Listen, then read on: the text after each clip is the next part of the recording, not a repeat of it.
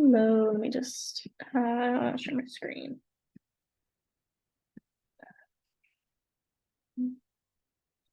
Hi, I'm Ella. This is my final project for Intro to Research on Writing, titled Offending Athletes. So I am a big sports fanatic. I grew up playing sports. I've played collegiately. I play for the Northeastern rugby team at the moment, and I enjoy being active on the side. I run. I like to go to the gym.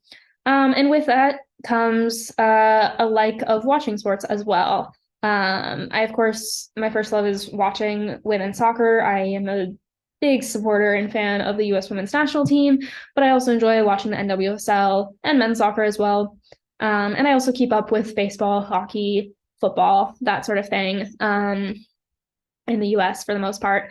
And so for this project, I really wanted to do something that connected with my love of sports. And I chose to look at the online community of ESPN and Instagram, and women and men's soccer. It's well known, at least to me, and I feel like most people, that the media representation of women's sports is very unequal in comparison to the men's. There's not as much like streaming. There's not as much TV time, whatever it may be. There's not a lot of posts about it. And it's very different from the men's. And over the last couple of years, it has definitely increased. We saw an increase with March Madness over the last couple of years, especially this year. There's been record-breaking numbers for viewers and attendance in women's soccer, and with March Madness this year. And so there's definitely been an increase in popularity and an increase in representation, but the fact stands that it's still unequal. And so I really wanted to explore how people were interacting with men's sports versus women's sports, and to see if there was a difference within those interactions. So for this project, I chose to explore the difference between comments on one men's soccer post and one women's soccer post on Instagram. And then because of the nature of this project, there's definitely a very like feminist heavy lens over it, because of the nature of it, of looking at and comparing men versus women, women's soccer. And I felt like this article, Poland's article especially, but also this quote really, it really not played into, but it really connected with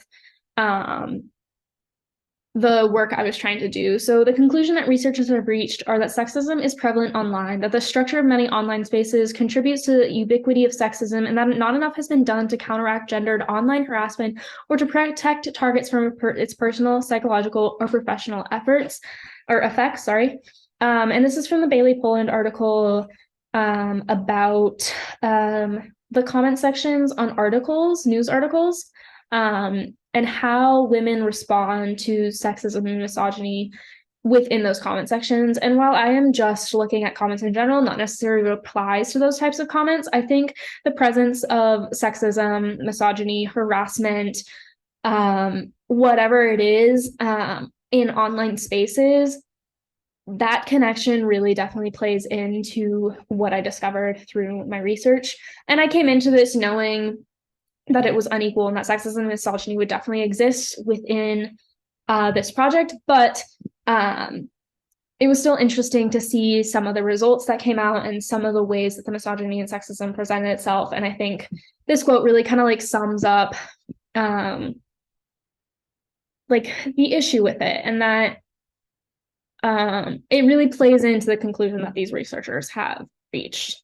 So for this project, I chose to focus on Instagram specifically as my social media platform. It's a social media platform based around postable media, photos, videos, reels, stories, whatever it may be. And then people can either have a private account where they pre-approve followers to see their content, or you can have a public account where anyone can see it. Posts can also be geotagged, so you can put locations, and you can add hashtags to posts, which can help group things, and you can also search by hashtag to find certain things.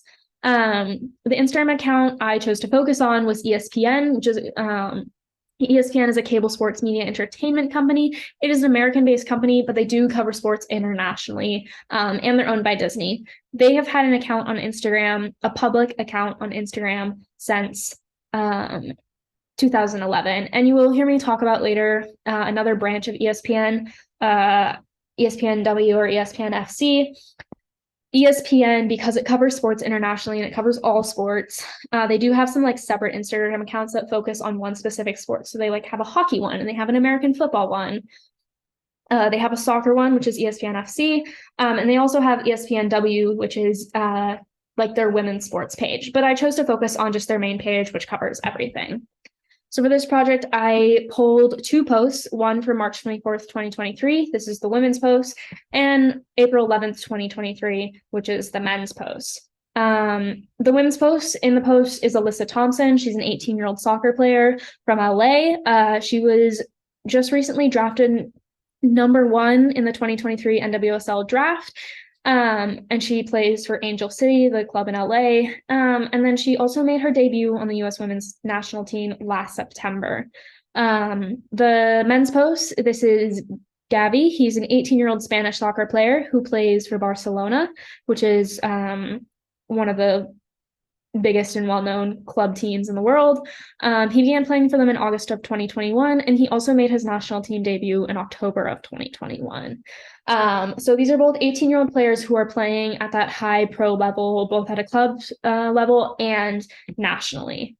So I chose, because those 2 posts, the reason I chose those 2 is because at the time, as of April 17th, they were the 2 most recent post for women's soccer and for men's soccer. So the most recent women's soccer post was March 24th, Alyssa Thompson, and the most recent men's soccer post was April 10th, Gavi. From those posts, I pulled every comment. So Alyssa's post had about 240 comments and Gavi's post had 465. And I pulled every comment off of it, including replies to comments.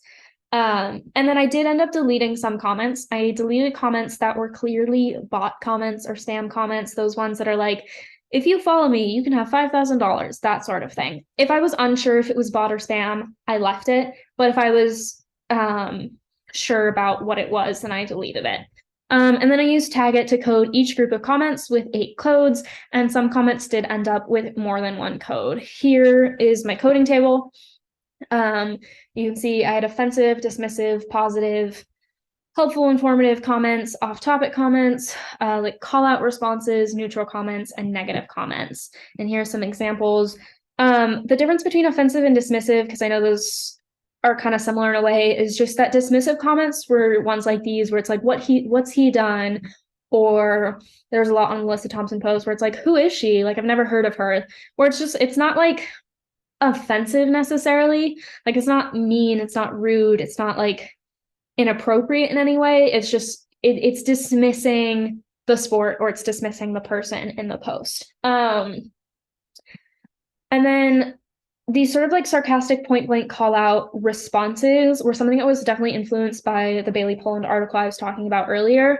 Because of the nature of her study, she was looking at the responses to sexism and misogyny. And I wanted to see, especially on Alyssa's post, if there was those sorts of like same sort of responses in a way. But I also used it for Gavi's, of course. And there was some of that as well. But it was definitely that code was geared more towards Alyssa's. This negative comments one, I ended up adding it late, and I ended up not using it a ton because I didn't really like it. So the data for that one is not the best, got to be honest. But it was just kind of like negative comments that weren't necessarily rude or inappropriate to Gavi or Alyssa, but we're not like congratulatory or dismissive. So you can see like this one, wasting energy on Gavi, where it's kind of mean, but kind of like it's not too bad. And like off-topic comments were ones that just like didn't have anything to do with the post, like this NBA stats one. And neutral were ones like this, that's crazy. Imagine you score a hat trick on ESPN, but then you got to go home and study for finals, where it's on like it's about the posts, but it's not really adding anything. It's not mean, it's not congratulatory, it's not dismissive. It's none of that, but it is on topic. So that's what that is. So I did end up creating a graph of my coding because I thought it was really interesting. I was especially interested in the breakdown between the offensive and the dismissive codes. And I was very surprised. I was fully expecting for there to be more offensive and dismissive codes on Alyssa's comments. 100% that was what I was expecting. And it's really interesting to see how close they are. Of course, they're not exact, but they're very close, which is interesting. I was also surprised by the number of callouts on both posts. Because I wasn't expecting, like I said, like that call out code was really like fashioned after Poland's study. And so I was expecting to see more on Alyssa's post, which I did, but like it's interesting how close it was. And you can see the -1. It just didn't end up working. It didn't end up being what I wanted it to be, so it didn't work that well. It's also interesting to see the difference in the positive, again, with like the call out one or like neutral and dismissive or offensive and dismissive. I'm sorry. I would have expected Gabby's to have more than Alyssa's, especially also with the number of comments that were on each post. Like Gabby had almost twice the amount of comments. So I would have expected to see more there. And then for this project, I didn't want to just focus on the number and like the types of codes that were in the comments. I ended up coding the comments as. I also wanted to look at the content of these comments because I think, especially with how close these numbers ended up being, to see if there was a difference in the type of offensive and dismissive comments that there was. I did look at like all the comments, but specifically offensive and dismissive. So we'll start with men's soccer. What I noticed with men's soccer is that there was a big focus on Gavi's skills and his like role on the team.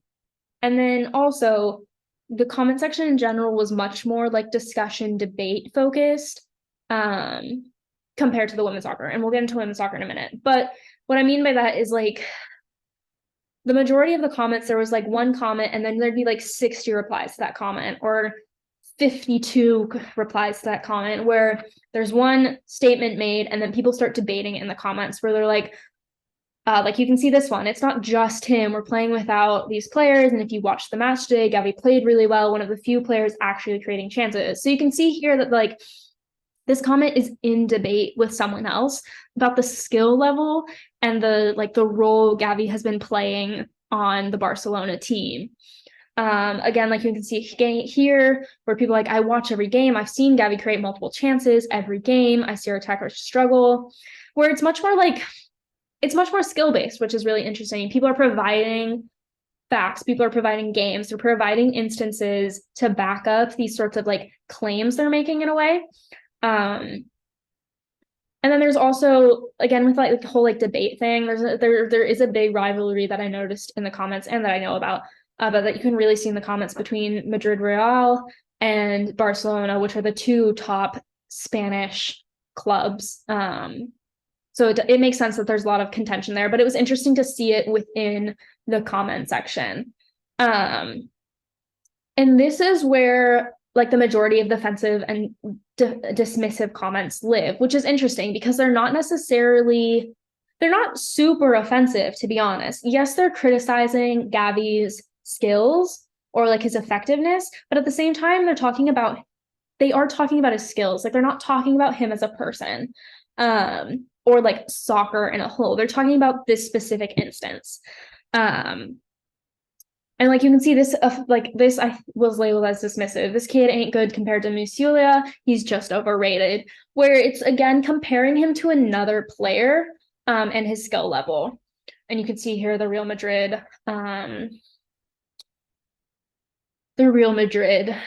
debate. And then I think it was the video that we watched from one of your previous students, Lily Liver, I want to say the name was. I'm so sorry. I know her first name is Lily. But in that one, the subreddit for pre-med, they talk about how the pre-med students were really good about like backing themselves up with evidence of like, and she says that they provide they provide links to like articles that back them up. And obviously like that's not happening here, but I think it's really interesting that sort of carries over where they're bringing the instances, they're bringing other players to like compare, to bring up specific instances where stuff has happened in a game to show and support the claim they're making about Gabby Skills and his role on the team. And then women's soccer was very different. And this is what I was expecting in women's soccer. It doesn't make it any easier, but women's soccer, the comments on Alyssa's post, the content of her dismissive and especially her offensive comments are not great. The dismissive comments, will start there. They tend to focus more generally on women's sports and women's soccer in general, where it's about like this one, how do you turn off all female sports notifications? Where it's not focusing specifically on Alyssa, but not the state, but like the idea of women's sports being represented in media in general.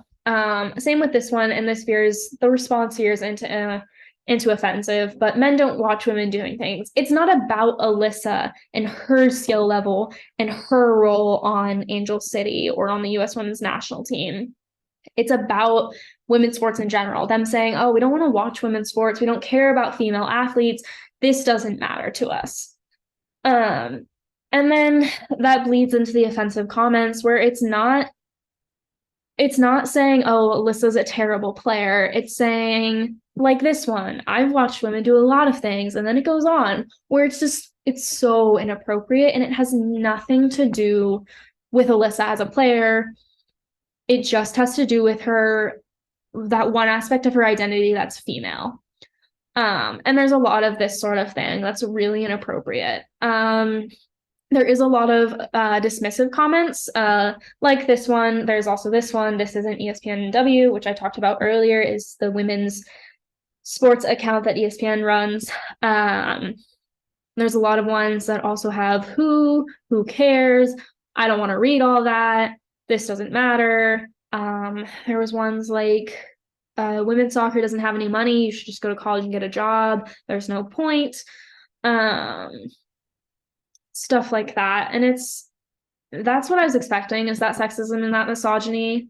But it's interesting to see how the content of those comments were much more focused generally than focused on skills or a specific game. You do see here in both of these posts, both these comments that were very dismissive. You see those examples of those like call out responses I was talking about that I modeled after Poland's article. If you delete your account, the notifications will stop. That's sort of that like sarcasm, that sort of like point blank being like if you don't want to watch, like if you don't want to be part of this, like just delete your account. That sort of like extreme nature, but of kind of like calling out these people for being dismissive or offensive. And again, you can see here, like also isn't ESPN-M, now is it? Of course, an ESPN-M doesn't exist, but it's pointing out the fact that like this is the ESPN account and it should be both genders. Like it shouldn't be ESPN men. It shouldn't just be the men's sports that are represented, or it shouldn't just be the women's sports that are represented. It should be everyone. And then like you can see here, this is the quote I talked about, soccer has a draft, and someone gave a really nice response.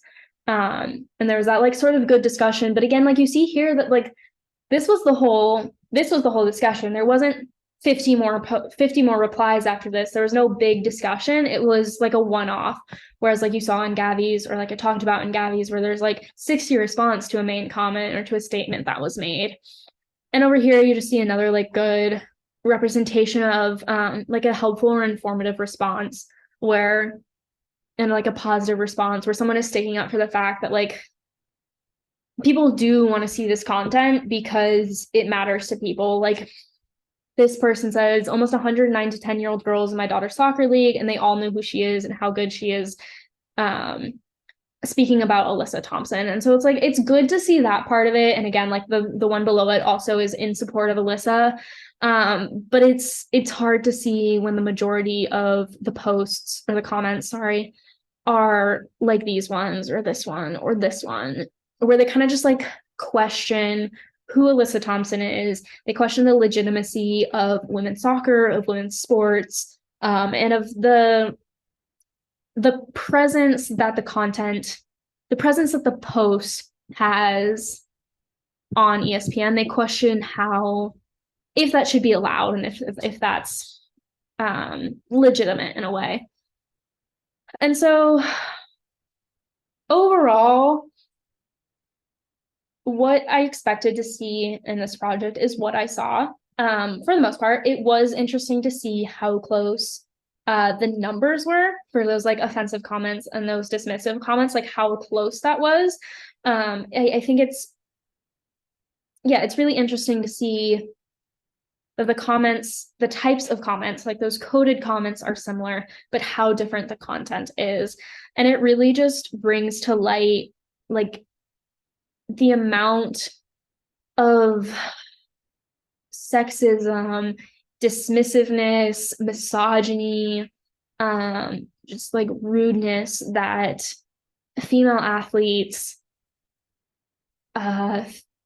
women's sports supporters are facing in these sort of online communities. And I think it's not an easy thing to fix either. Like, I don't think there's a good way to go about like monitoring it, especially since like in this case, like these posts are so far apart. I think like I didn't talk about this in my project, but like the fact that Alyssa Thompson's post is March 24th, I'm looking at these posts almost a month later. It's March 24th or April 10th.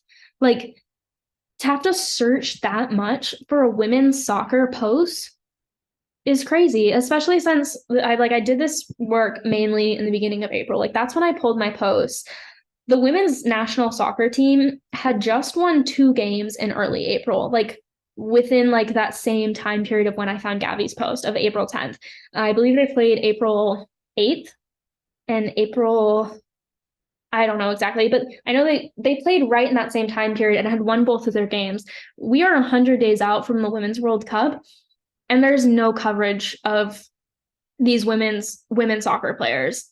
And so I think it's also really interesting to think of it in that sense of like,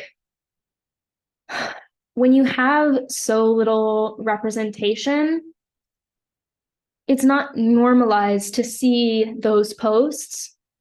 And so I feel like it makes it easier for there to be more sexism and misogyny in those comment sections because it's not normal. Like it's out of the blue. And then there's not like a sequence of like, here's 5 posts from 5 days where this is happening. It's like, this post from March, and then there's a post from February, and then maybe December. And so it's so spread out that it doesn't really get thought about in a lot of ways.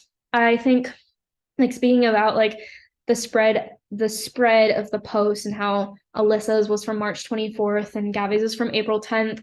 I think it would be really interesting if like I were to do more research with this to like expand that field of study, to look at several men's soccer posts versus several women's soccer posts, to see that timeline and to see how, and to just gather more data about the different types of comments and the content that those comments have. I think it would also be interesting to look at the different sports to see like, is women's basketball and men's basketball, are we seeing the same sort of trends that I just saw in men's versus women's soccer? Or does it change?